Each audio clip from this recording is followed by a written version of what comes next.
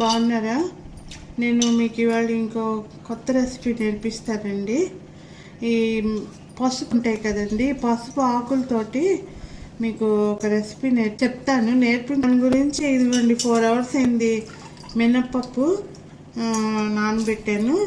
ఒక వంతు మినప్పప్పు అయితే, మీరు ఏదో పప్పు అయితే 2 వంతులు రైస్ అనమాట.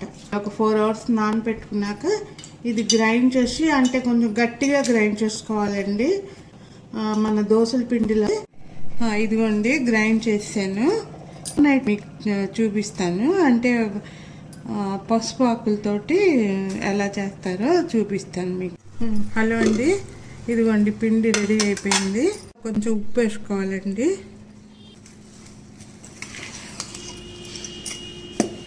బౌల్ తీసుకొని ఇందులో ఇది పెసలు కొంచెం ఈ మాత్రం, తర్వాత కొంచెం కొబ్బరి వేసుకోవాలండి. ఇదిగోండి బెల్లం, ఈ ఇలైచీ పౌడర్ కొంచెం 1 స్పూను, ఏమో మిరియాల పౌడరు, ఇది కొంచెం శుభ్రంగా బాగా కలుపుకోవాలండి. ఇదిగోండి ఫిల్లప్ ఇది రెడీ చేసుకున్నాం మనం. పసుపు ఆకులు, వీటికి నెయ్యి కొంచెం రాసుకోవాలండి. ఇదిగోండి నెయ్యి ఇదిగోండి బ్యాటర్ తయారు చేసుకున్నాం కదా, ఇది కొంచెం ఇలా పెట్టి అందులో ఈ ఫిల్లింగ్ పెట్టాలండి. మళ్ళీ దాని మీద ఈ బ్యాటర్ కొంచెంగా పెట్టి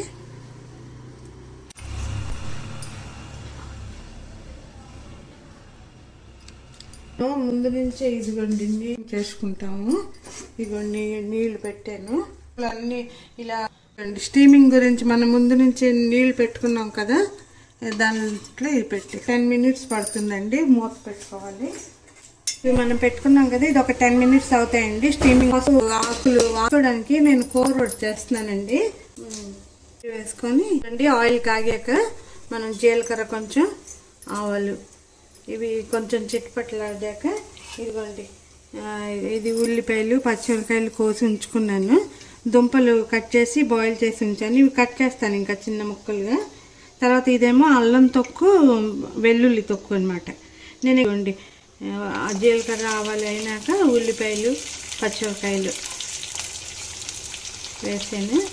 ఇది కొంచెం వేగాక అప్పుడు ఈ అల్లం తొక్కు, వెల్లుల్లి తొక్కు వేసుకోవాలి. ఇదే వేసుకోవాలి.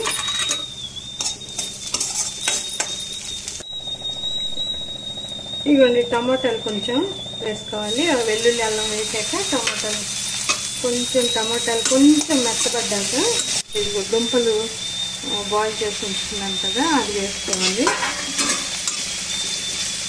ఇదిగోండి కరివేపాకు కొంచెం వేసుకోవాలి.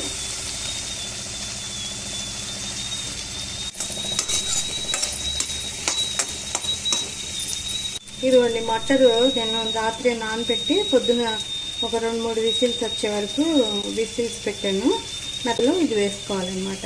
మామూలు ఇప్పుడు ఉప్పు, కారం, పసుపు, కర్రీ మసాలా అన్నీ వేసి కొంచెం వాటర్ వేసి మూత పెట్టేది, అంతేనండి. చాలా సింపుల్. అయిపోయింది. మన ఇడ్లీ లాగే ఉడుకుతాయి. ఇదిగోండి ఇది కొంచెం ఇలా ముంచి చూస్తే ఇదిగోండి ఇదిగోండి కూర కూడా అయిపోయింది.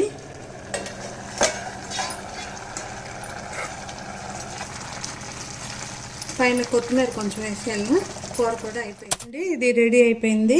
తింటున్నప్పుడు ఇది పసుపు ఆకుల స్మెల్ చాలా బాగుంటుందండి. ఇప్పుడే మంచి వాసన వస్తుంది. ఇక్కడ ఒరిస్సాలో ఇది ప్రథమాష్టమి రోజు చేస్తారండి. వాళ్ళు అంటే ఇంట్లో పెద్ద కొడుకైనా పెద్ద కూతురైనా ఎవరు ఉంటే వాళ్ళ గురించి చేసి దేవుడి దగ్గర నైవేద్యం పెట్టి, కూరలో ఇలా నేను మామూలుగా చేశాను కాబట్టి ఉల్లిపాయలు అది వేసాను. ఇవ్వండి